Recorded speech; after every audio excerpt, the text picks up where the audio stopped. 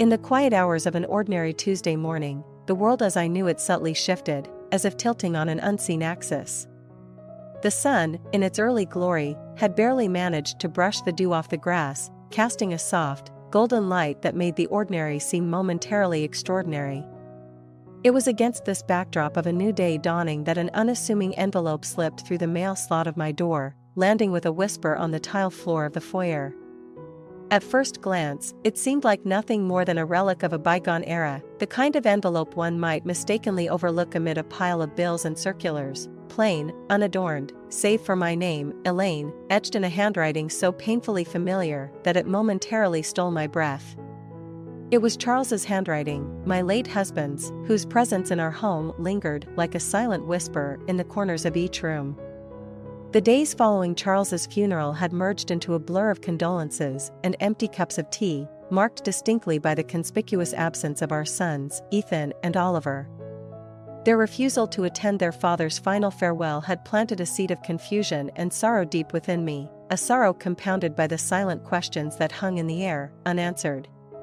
Charles had been a stern man, of few words but fair actions, and his sudden passing had peeled back the layers of our family, revealing a rift I hadn't known was so profound. I hesitated before picking up the envelope, as if the act of touching it might somehow bridge the gap between the past and the present. Elaine, the handwriting beckoned, a call from beyond that I couldn't ignore. Clutching it, I retreated to the sanctuary of our study, a room still echoing with Charles's presence, where the scent of his aftershave lingered faintly among the books and papers. The letter inside was brief, its words heavy with a significance that seemed to weigh my hands down as I read. My dearest Elaine. If you are reading this, it means I am no longer here to keep the secret that I've guarded for so long. It is imperative that you discover the truth on your own, without our sons finding out. Go to 42, Pemberton Lane, to the old bookshop that harbors so many of our cherished memories. Seek out the copy of Great Expectations with the Golden Spine. Inside, you will find a key. Use it to unlock the safe hidden behind the shelf. There, the truth awaits you. Forgive me for the secrets I've kept. With love always, Charles. Frozen, I reread the letter, each word etching itself into my memory. The reality of my situation, widowed, estranged from my sons, clutching a letter from beyond the grave, felt like a narrative disconnected from my own. Yet, there it was, tangible in its urgency, its mystery. Why now, Charles? What truth? I murmured to the empty room, half expecting an answer from the shadows. With a resolve fortified by necessity and a heart heavy with trepidation, I knew what my next steps must be. Yet, as I prepared to delve into the mystery Charles had left behind, a part of me remained anchored in the past, in the memories of whispered conversations and laughter that once filled our home. Mom, are you okay? Ethan's voice, unexpected and concerned, broke through my reverie as he entered the room. His appearance, so like his father's, momentarily took me aback. Yes, I just found something from your dad, I replied, hastily folding the letter and tucking it away from view. The weight of the secret I was about to uncover pressed down on me, a silent promise to the man I had loved and the family we had built. What did Dad say? Ethan asked, stepping closer, a frown creasing his brow. It's something I need to figure out on my own, I said, mustering a smile that felt as fragile as glass. But I promise, once I know more, you and Oliver will be the first to hear. Ethan nodded, though his eyes clouded with unanswered questions. Okay, Mom. Just make sure you take care of yourself, all right? As he left, I was struck by the enormity of the task ahead. Charles's last request was not just a journey to uncover a hidden truth, but a path that might lead to healing the rifts within our family. With the letter as my guide, I stepped into the light of the day, determined to face whatever lay ahead, for the sake of our past and the hope of a future reunited. The journey to 42, Pemberton Lane, was a journey back in time. As the modern storefronts gave way to cobblestone streets and the quaint facades of yesteryear, I felt the weight of the present slowly lift, replaced by the anticipatory tingle of stepping into a past preserved in amber. The old bookshop, nestled between a forgotten haberdashery and a tea shop that seemed to whisper tales of a bygone era, stood as a defiant testament to the enduring power of stories. Its windows, framed by peeling paint, offered a glimpse into a world untarnished by the digital age, where each book was a doorway to another life, another time. Pushing open the door, the familiar chime of the bell greeted me like an old friend. The scent of aged paper and worn leather enveloped me, a comforting embrace that eased the knot of apprehension in my stomach. The interior was a labyrinth of towering shelves, each groaning under the weight of countless stories. Sunlight filtered through the dusty air, casting a soft, ethereal glow that seemed to dance across the spines of the books. "I haven't seen you around here in a while, Elaine," came a voice, warm and tinged with a note of surprise. I turned to find Mr. Penrose, the proprietor, emerging from the shadows of the back room. His hair, once peppered with black, now leaned more towards salt, yet his eyes still sparkled with the same keen intelligence and gentle humor. "It's been too long, Mr. Penrose," I replied, my voice a blend of nostalgia and sadness. "Charles, he left me something to find here." "Ah, Charles," he sighed, his expression softening. "A man of great taste and profound secrets, it seems. How can I assist you in this quest of yours?" I recounted the instructions from Charles's letter, watching as Mr. Penrose's brows arched in intrigue. "A copy of Great Expectations with a Golden Spine, you say? That's quite specific. Follow me, let's see if we can uncover this mystery together." We navigated the maze of shelves, each turn revealing new wonders and forgotten tales. The bookshop felt alive, a silent guardian of the past, its heartbeat the soft rustle of pages turning in the hands of unseen readers. "Here we are," Mr. Penrose announced, stopping before a section bathed in the golden light of the afternoon sun. "Dickens, a master of human nature and unexpected fortunes. It seems fitting, doesn't it?" My fingers trembled as they traced the bindings, the titles blurring before my eyes until they caught on the glint of gold. Great Expectations, its spine shimmering like a beacon. Pulling it from the shelf, a small, ornate key fell into my hand, its cool metal a stark contrast to the warmth of the leather. "Ah, so the legend is true," Mr. Penrose murmured, peering over my shoulder. "Charles always was a man of depth and layers. What do you suppose this key unlocks?" "A safe, hidden behind this very shelf," I whispered, feeling as though the room had hushed to listen. He said the truth awaits me there. Together, we shifted the shelf, revealing a small, inconspicuous safe nestled in the wall. My heart raced as I inserted the key, the click of the lock echoing like a gunshot in the silence. The door swung open, revealing not riches or scandal, but stacks of papers, photographs, and letters in a hand not my husband's. "Good heavens," Mr. Penrose exclaimed, his voice a mix of astonishment and respect. "What have you found, Elaine?" "Answers," I said, my voice barely above a whisper. "Answers and more questions." We spent the next hour sifting through the documents, each piece of the puzzle revealing a story so unexpected, so profound, that it seemed to rewrite the history of my family. Charles had kept a secret, yes, but one born of love and loss, of decisions made in the shadows of tragedy. "Charles did this for us," I mused aloud, the realization dawning like the first light of dawn. "He wanted to protect us, to spare us the pain of the truth. Sometimes the hardest secrets to keep are the ones we hold out of love," Mr. Penrose said, his voice soft. "What will you do now, Elaine?" "I need to bring my sons home," I declared, a newfound determination stealing my resolve. "They deserve to know the truth, no matter how painful it may be. It's time to heal the rifts that have kept us apart." As I left the bookshop, the sun casting long shadows behind me, I carried not just the revelations of the past, but the hope of reconciliation. The journey ahead would be fraught with challenges, but armed with the truth, I was ready to face them, to rebuild the bridges that secrets had eroded. The time capsule bookshop had offered me more than just a key, it had offered me a path back to my family. The revelation of the hidden safe behind the bookshelf in the old bookshop marked the beginning of a journey I never anticipated. With the ornate key in hand, a symbol of a truth long concealed, I felt as though I was about to lift the veil on a part of Charles's life, and by extension, our family's life, that had remained shrouded in mystery. The air in the bookshop seemed to thicken with anticipation, as if the very walls were holding their breath. As the safe door creaked open, I half expected to find something sinister lurking within its metal confines. Instead, I was met with an array of documents, photographs, and letters, each piece a thread in the intricate tapestry of our family's hidden narrative. "Look at this," I murmured, my voice a mixture of awe and disbelief as I carefully extracted a photograph. It depicted Charles, much younger, but unmistakably him, cradling 2 infants in his arms. Beside him stood a woman and a man, their smiles wide and genuine, but their faces were unfamiliar. Mr. Penrose, who had insisted on staying by my side, leaned in closer. "That's Thomas and Sarah," he said, his voice laced with a hint of sadness. "Charles's brother and his wife. Lovely people, they were." I turned to him, questions swirling in my mind. "You knew?" He nodded, his expression somber.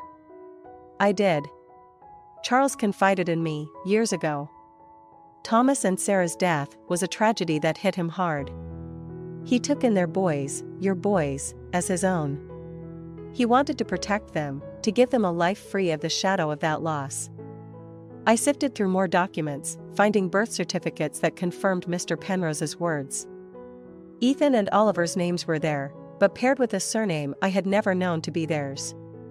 A letter, written in Charles's steady hand, lay beneath the certificates, its contents a confession and a plea. "My dearest Elaine," it began, "if you are reading this, then the time has come for the truth to surface. I have loved Ethan and Oliver as my own from the moment they came into our lives, a love no different than if they were of our blood. But the truth of their parentage is not mine to conceal, nor is it a burden they should carry without understanding. I have made many decisions in my life, but keeping this from you, from them, is the one I regret most deeply. Please forgive me. And please, help them understand." The weight of his words settled heavily upon me, a mix of sorrow for the secret he carried and a burgeoning resolve to honor his last wish. "Charles was always more concerned with protecting others than himself," Mr. Penrose said softly, breaking the silence. "He bore this secret to keep the peace, to keep you all together." I looked up from the letter, my resolve hardening. "And now it's my turn to keep us together, to bridge the gap this secret has created." Mr. Penrose placed a comforting hand on my shoulder. "It won't be easy, Elaine. But if there's one thing I know about you and Charles, it's that your love, your family's love, is stronger than any secret, any truth." As I repacked the documents, photographs, and the letter into a briefcase Mr. Penrose had provided, a plan began to form in my mind. I needed to confront Ethan and Oliver, to reveal the truth of their heritage and the depth of their father's love. "Thank you, Mr. Penrose," I said, clasping his hand in gratitude. "For everything." He smiled, a bittersweet curve of the lips. "Just doing my part, Elaine. Now, go. Your sons need you." Stepping out of the bookshop, the setting sun cast a glow that seemed to light my path forward. The road to reconciliation would be fraught with pain and misunderstanding, but armed with the truth and the love that had always defined our family, I felt a cautious hope. The hidden safe had offered me more than just secrets, it had given me the key to bringing my family back together. The journey home from the bookshop was a blur, my mind racing as I clutched the briefcase with the truth of our family tightly to my chest. The evening air, crisp and cool, seemed to whisper encouragements, urging me on despite the turmoil within. I knew that confronting Ethan and Oliver would be one of the hardest things I'd ever done, but the necessity of it pressed heavily on my heart. The house was quiet as I entered, a stark contrast to the cacophony of thoughts and emotions swirling inside me. I found Ethan in the living room, his focus on a book, the furrow between his brows a testament to his concentration. Oliver was there too, idly scrolling through his phone, a picture of detached interest. The normalcy of the scene before me felt surreal, given the weight of what I was about to disclose. "Ethan, Oliver," I began, my voice steadier than I felt. They both looked up, their expressions shifting to curiosity at the sight of the briefcase in my hands. "What's that?" Ethan asked, setting his book aside as he and Oliver moved closer. I've discovered something. Something about our family, about your father, and about the two of you, I said, opening the briefcase to reveal the contents. Oliver frowned, a hint of apprehension in his eyes. What do you mean? Is this about why we didn't go to Dad's funeral? I took a deep breath, the truth poised on the tip of my tongue. It's about more than that. It's about who you are, and the secret your father kept to protect you. As I laid out the documents, photographs, and Charles's letter on the coffee table, the boys leaned in, their initial curiosity turning to shock as they began to piece together the puzzle. This can't be right, Ethan stammered, picking up one of the birth certificates. Are you saying we're adopted? That Uncle Thomas and Aunt Sarah were our real parents? Yes, I said softly, watching their faces closely. Your father, Charles, wanted to tell you many times, but he feared it might change how you saw yourselves, how you saw us as a family. Oliver was silent, his eyes tracing the words of Charles's letter. Finally, he looked up, his voice tinged with hurt. Why didn't he trust us with this? Did he think we couldn't handle it? It wasn't about trust, I explained, my heart aching for them. It was about love. He wanted to protect you from the pain, from feeling like you were different or didn't belong. But he realized, too late, that the truth was a part of you that deserved to be acknowledged. Ethan, always the more contemplative of the two, furrowed his brow. And what about you? Did you know? The question was a dagger, but I had braced myself for it. No, I didn't. Your father kept this secret from everyone except Mr. Penrose, the owner of the bookshop. I found out just today, through this letter and these documents.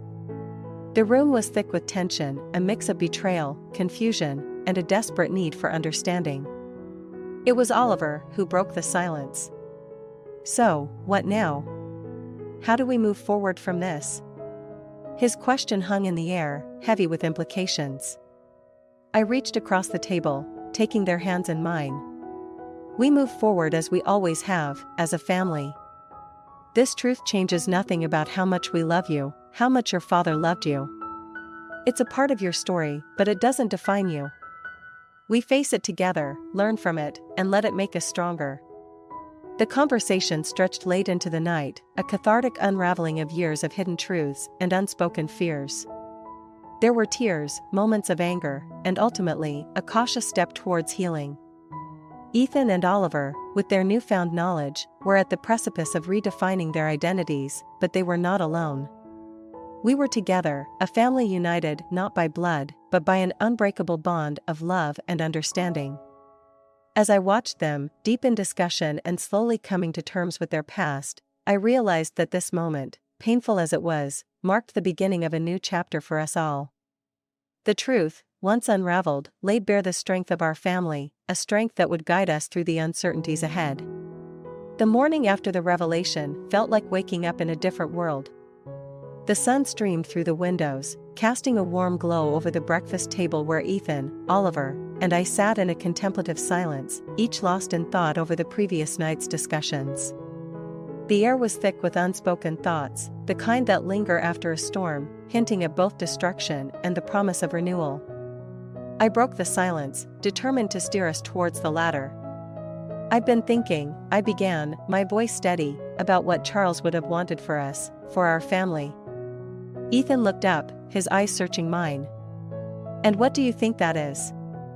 He would have wanted us to come together, stronger and more united than ever, I said, feeling the weight of my words. He made a mistake in keeping this from us, but in his heart, he was trying to protect us. Now, we need to honor his memory by facing the future as a family, one that understands and forgives. Oliver nodded, a determined look replacing the confusion from the night before. I agree. Dad, he did what he thought was best. But now it's on us to decide how we move forward. The conversation that followed was a balm to the wounds opened the night before.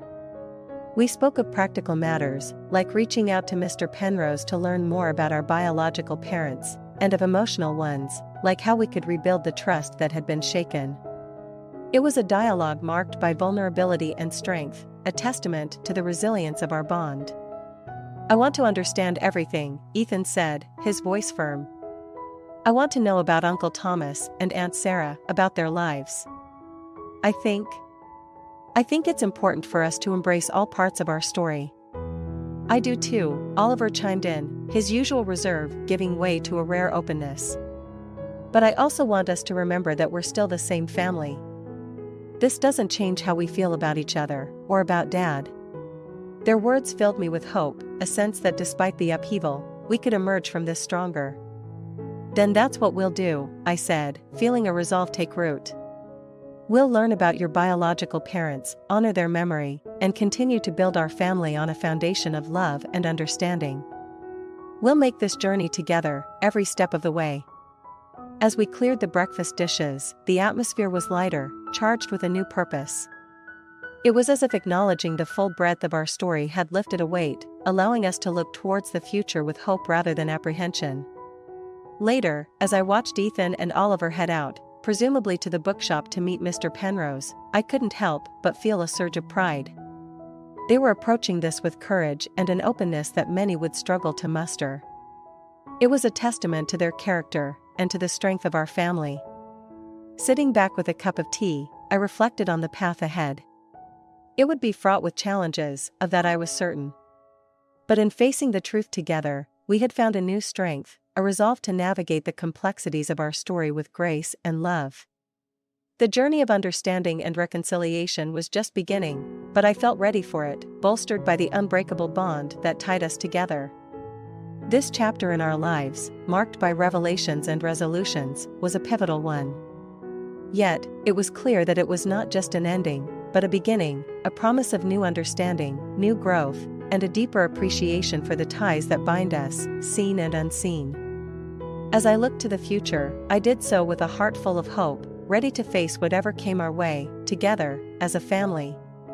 ### Chapter 6, The Journey Home. The days that followed were a whirlwind of activity and discovery. Ethan, Oliver, and I delved into the past with a shared fervor, piecing together the mosaic of our family's history. We met with Mr. Penrose, who shared stories and photographs of Thomas and Sarah, painting a picture of their lives with vivid strokes of memory and affection. It was a bittersweet process, learning about the joy and tragedy that had preceded us, but it was a journey we undertook together, a testament to our newfound resolve. One afternoon, as autumn painted the world in shades of gold and amber, Ethan proposed an idea that would solidify our journey of reconciliation and remembrance. "I think we should visit the lake house," he said, the suggestion hanging in the air, like a delicate promise. "It's where Dad loved to take us every summer. It feels right to go there, to remember him and to honor our biological parents." Oliver and I exchanged a glance, the weight of the proposal settling in. "I think that's a wonderful idea," I replied, feeling a mixture of excitement and nostalgia. The lake house had been the backdrop of so many family memories, a place untouched by the complexities of the world. The journey to the lake house was a quiet one, each of us lost in our thoughts as the familiar landscape rolled by. When we arrived, the sight of the tranquil water and the rustic charm of the house greeted us like an old friend. We spent the day there, talking, laughing, and remembering. As the sun began to set, painting the sky in hues of pink and orange, we gathered by the water's edge, a bundle of letters and photographs in hand, mementos of Thomas, Sarah, and Charles. "I've been thinking a lot about family," Oliver began, breaking the silence. "About what it means to be connected, not just by blood, but by love, by memories. I think that's what we have here. A bond that's stronger because of what we've been through." Ethan nodded, his eyes reflecting the fading light. "It's been a hard journey, but I feel closer to both of you than ever before. It's like we've rediscovered what it means to be a family." I looked at my sons, my heart swelling with pride and love. "Charles would be so proud of us," I said, my voice thick with emotion. "We've faced the truth together, and it's brought us closer. We're honoring his memory and the memory of Thomas and Sarah by being here, by being together." As we released the letters and photographs onto the water, watching as they floated away, a profound sense of peace settled over us. It was a symbolic gesture, a way of letting go of the pain and embracing the love that remained. The drive back home was different, filled with plans for the future and reflections on the past. We talked about organizing a memorial for Thomas and Sarah, about continuing to explore our heritage, and about the ways we could keep the memories of our loved ones alive. As we crossed the threshold of our home, I realized that this journey had brought us full circle. We had ventured into the unknown, faced the complexities of our past, and emerged stronger for it. Our family, though reshaped by revelations and time, was more united than ever. The journey home was not just a return to a place, but a return to each other. We had weathered the storm of discovery and found a new beginning, a new chapter in the story of our family. And as we settled into the comfort of our home, I knew that whatever the future held, we would face it together, our bonds unbreakable, our hearts open to the endless possibilities of tomorrow. In the quiet reflection of the evening, I realized that home was not just a place, but a feeling, a sense of belonging and understanding that we carried within us. And as I looked at Ethan and Oliver, I knew that we had found our way home, not just to a house, but to each other, to a family rebuilt on the foundation of love, truth, and resilience. This journey, with all its twists and turns, had led us back to where we belonged, together, as a family.